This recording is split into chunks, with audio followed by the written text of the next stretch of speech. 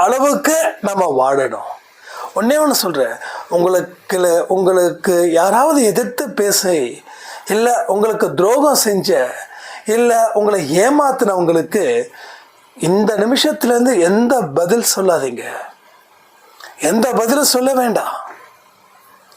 ஏன்னா கடவுள் சொல்லக்கூடிய பதில்கள் தான் சிறந்தது அவர்களுக்கு. கடவுளுடைய பதிலே சிறப்பு.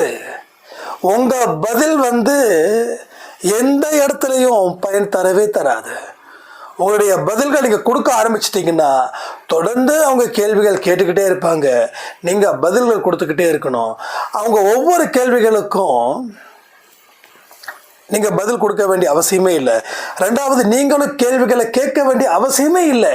கடவுள் கேள்வியை கேட்பாரு, அவரே பதிலும் கொடுப்பாரு. யாருக்கு?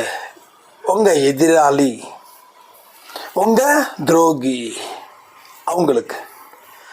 அதே நேரத்தில் இன்னொன்று புரிஞ்சுக்கணும், நமக்கு எதிரிகள் துரோகிகள் யாருமே இந்த வேர்ல்டில் இல்லை. அப்பேற்பட்ட ஒரு கம்பீரமான வாழ்க்கை இங்க வாழ்ந்து நாம சாதிப்பதற்கான ஒரு